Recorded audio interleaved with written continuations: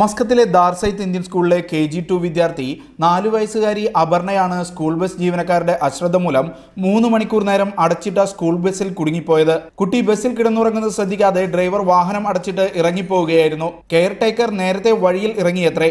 വേനൽ ചൂടിൽ ബസ്സിനകത്ത് ശ്വാസം കിട്ടാതെ വിഷമിച്ച കുട്ടി വിയർത്തും ഛർദ്ദിച്ചും അവശയായി.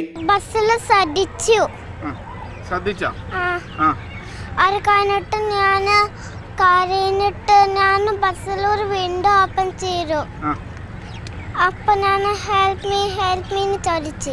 രാവിലെ 7:30-ക്കാണ് ബസ് സ്കൂൾ പരിസരത്തെത്തിയത്. 10:30-യോടെ സ്കൂളിൽ ഫീസടയ്ക്കാൻ തിരുവല്ല സ്വദേശി സുരേഷും ഭാര്യ മായയുമാണ് ബസ്സിനകത്ത് കൈകാലിട്ടടിക്കുന്ന കുട്ടിയെ കണ്ടത്.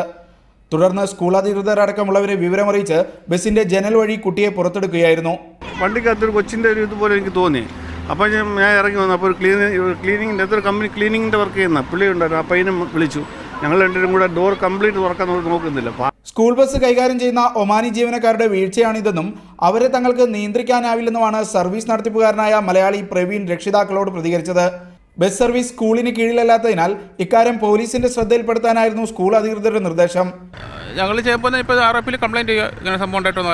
തിരുവനന്തപുരം സ്വദേശികളായ സുരേഷിന്റെയും സംഗീതയുടെയും മകളാണ് അപർണ. ബസ്സിനകത്ത് കുടുങ്ങി വിദ്യാർത്ഥികൾ മരിച്ച സംഭവങ്ങൾ ഗൾഫിൽ നിരവധിയാണ്. ദുരന്തം ആവർത്തിക്കുമ്പോഴും ജീവനക്കാരുടെ അശ്രദ്ധ വിദ്യാർത്ഥികളുടെ ജീവൻ പന്താടുകയാണ്. ഷിനോ ഷംസുദ്ദീൻ, മീഡിയ 1